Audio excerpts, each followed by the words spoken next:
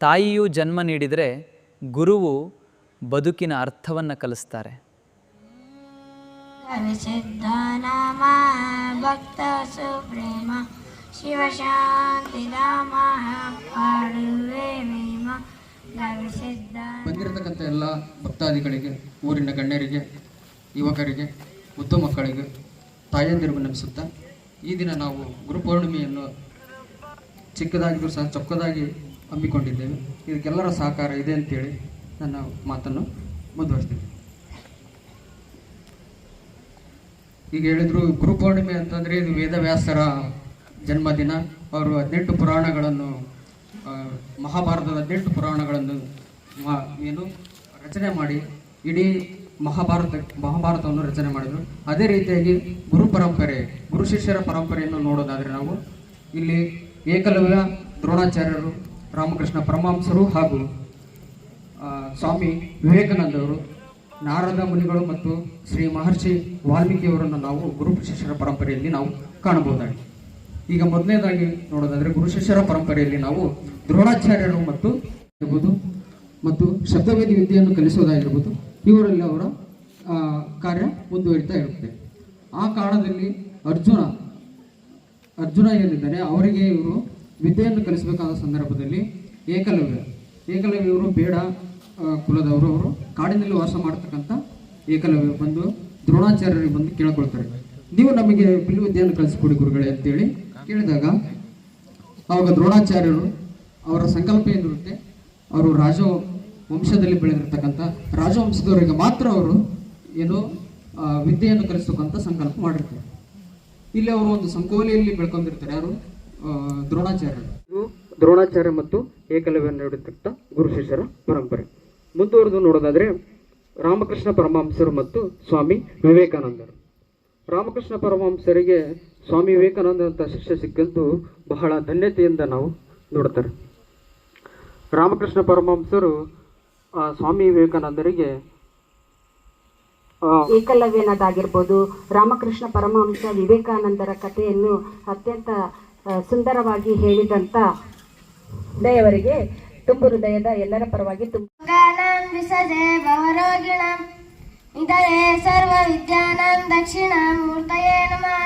ವಕ್ರತ ಸರಸ್ವತಿ ನಮಸ್ತುಭ್ಯಂ ವರದೆ ಕಾಮರೂಪಿಣಿ ವಿದ್ಯಾರಂಭಂ ಕರಿಷ್ಯಾಮಿ ಸಿದ್ಧಿರ್ಭವತು ಮೇ ಸದಾ.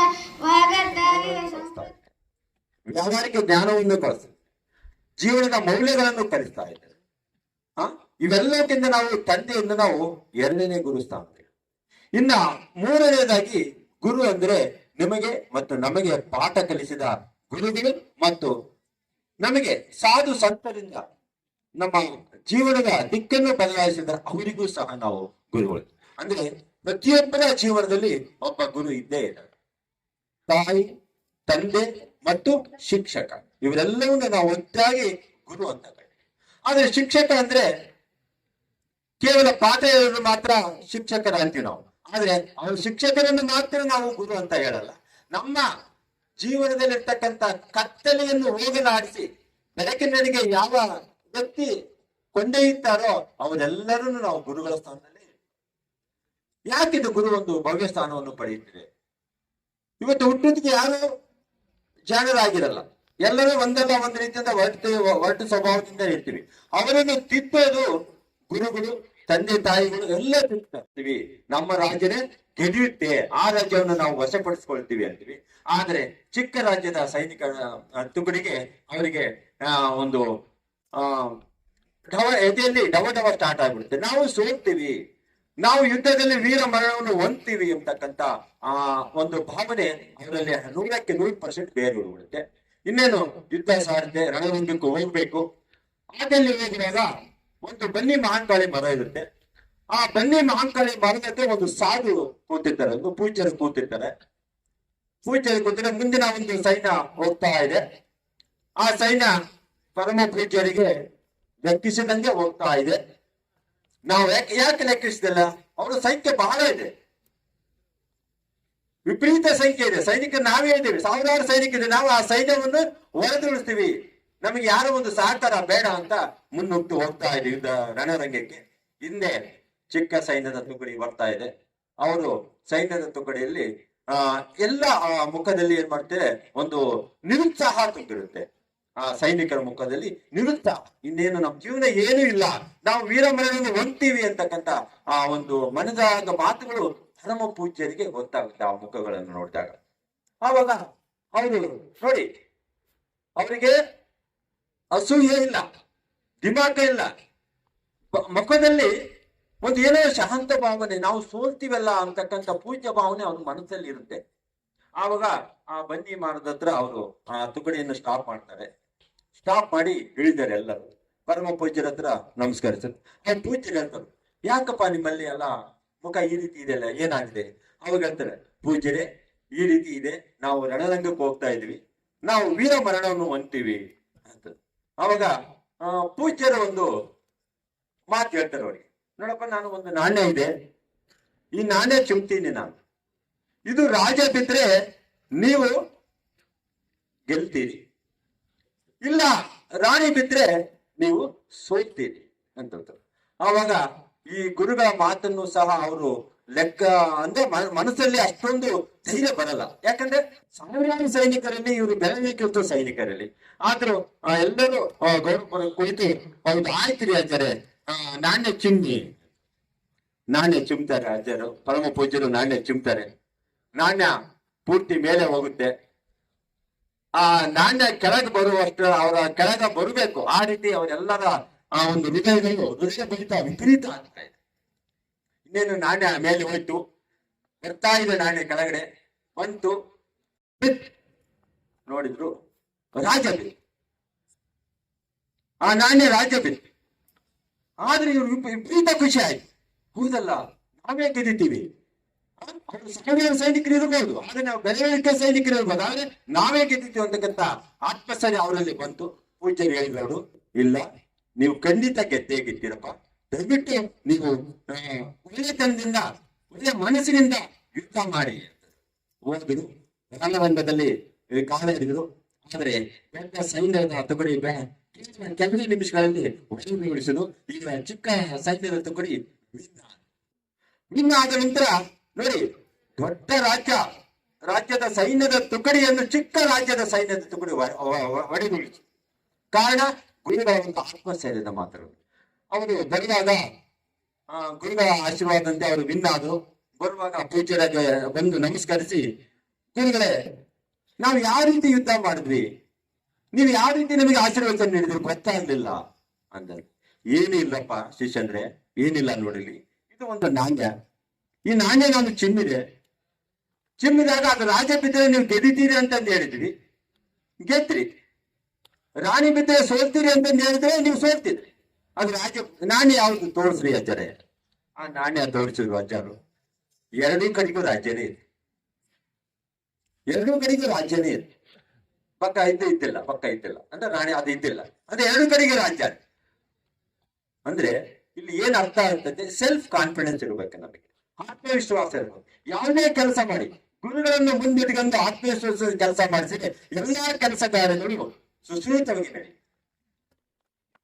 ಸುಮಾರು ನಾವು ನಮ್ಮ ಕನ್ನಡ ಗ್ರಾಮದ ಎಲ್ಲ ಗುರುಗಳಿಗೆ ಒಂದು ದೊಡ್ಡ ನಮಸ್ಕಾರಗಳು ಹೇಳಿದ್ರು, ಅಕ್ಕ ತಂಗಿ ನಮಸ್ಕಾರ ಹೇಳಿದ್ರು.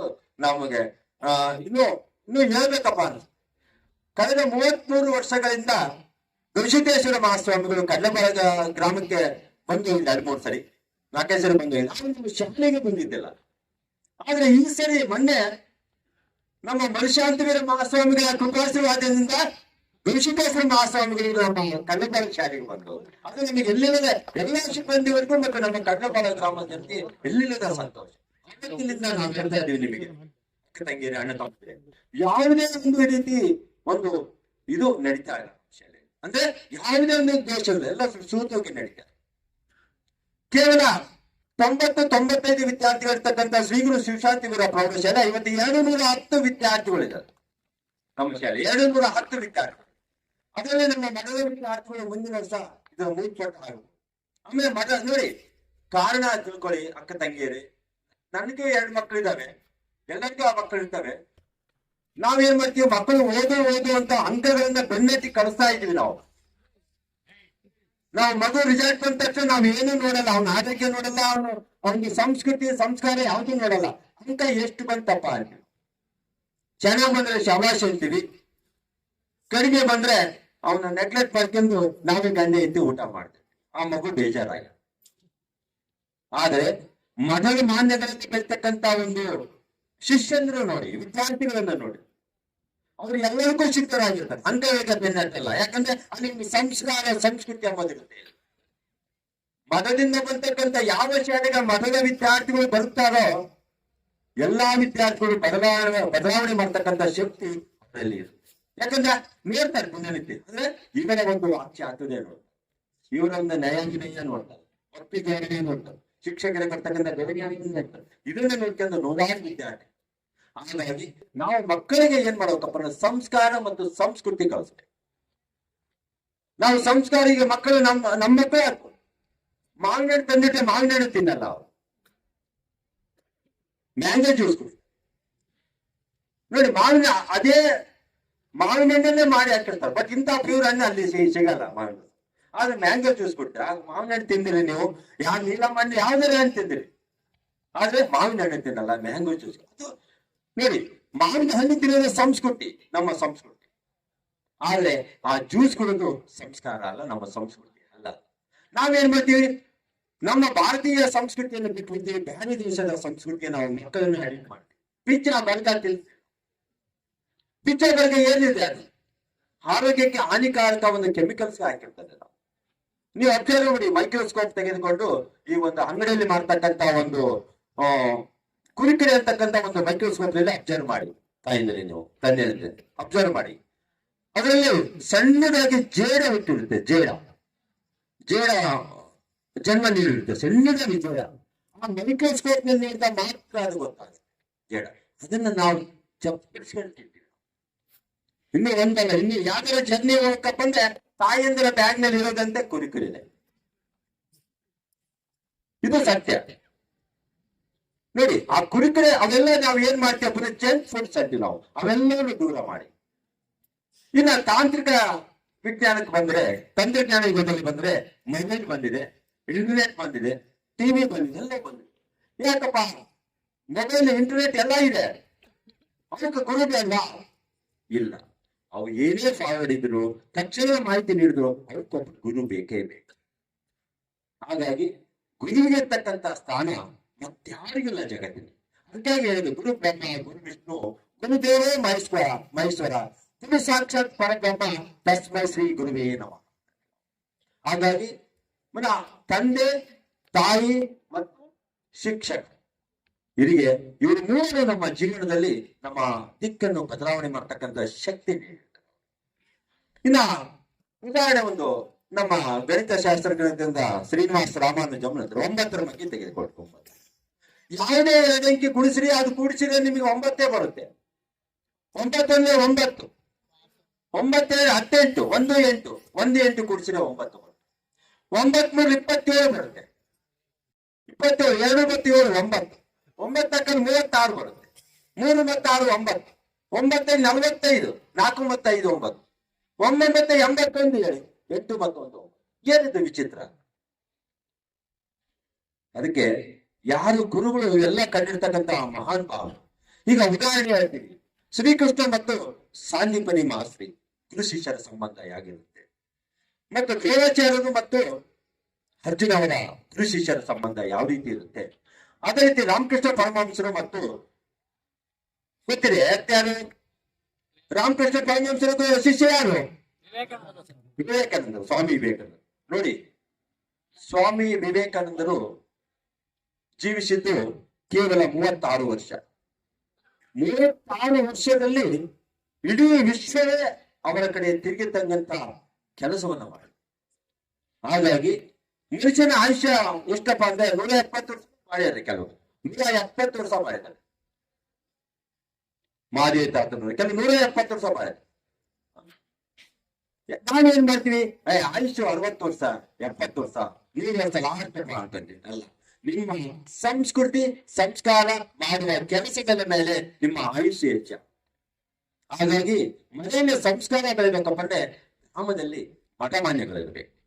ಮಠಮಾನ್ಯ ಯಾವ ಗ್ರಾಮದಲ್ಲಿ ಮಠಮಾನ್ಯಗಳು ಇರ್ತಾರೆ, ಪರಮ ಪೂಜ್ಯರು ಇರಬೇಕು. ಮತ್ತೆ ಮಠಮಾನ್ಯಗಳ ಜೊತೆಗೆ ಪರಮ ಪೂಜ್ಯರು ಇರಬೇಕು. ಆ ಗ್ರಾಮ ಅದ್ಭುತವಾಗಿ ಬರುತ್ತೆ. ಆ ಗ್ರಾಮದಲ್ಲಿ ಬರ್ತಕ್ಕಂಥ ಎಲ್ಲ ಮಕ್ಕಳು ಸಂಸ್ಕಾರವಂತ. ಹಾಗಾಗಿ ಎಲ್ಲ ಮಕ್ಕಳನ್ನು ಸಂಸ್ಕಾರ ಮಾಡ್ತಕ್ಕಂಥ ತಾಯಂದಿರು ನೀವು. ಹಾಗಾಗಿ ಈ ಗುರುವಿಗೆ ಇರ್ತಕ್ಕಂಥ ಅದ್ಭುತವಾದ ಸ್ಥಾನ ಗುರು ಪೂರ್ಣಿಮೆ ಅಂತ ಕರೀತಾರೆ. ವೇದವ್ಯಾಸರ ಜನ್ಮದಿನವನ್ನು ಗುರು ಪೂರ್ಣಿಮೆ ಆಚರಣೆ ಮಾಡಬೇಕು. ಆದ್ರೆ ಕಡಲೆಗಾಲ ಗ್ರಾಮದಲ್ಲಿ ಇವತ್ತು ಗುರು ಪೂರ್ಣಿಮೆ ಇಷ್ಟು ಮಟ್ಟಿಗೆ ಆಚರಣೆ ಮಾಡ್ತೇವೆ. ನಾನು ಎಲ್ಲರಿಗೂ ಮೊದಲು ನಮಸ್ಕಾರ, ಮತ್ತು ಅಕ್ಕ ತಂಗಿಯರಿಗೂ ಅಣ್ಣ ತಮ್ಮರಿಗೂ ನಮಸ್ಕಾರ.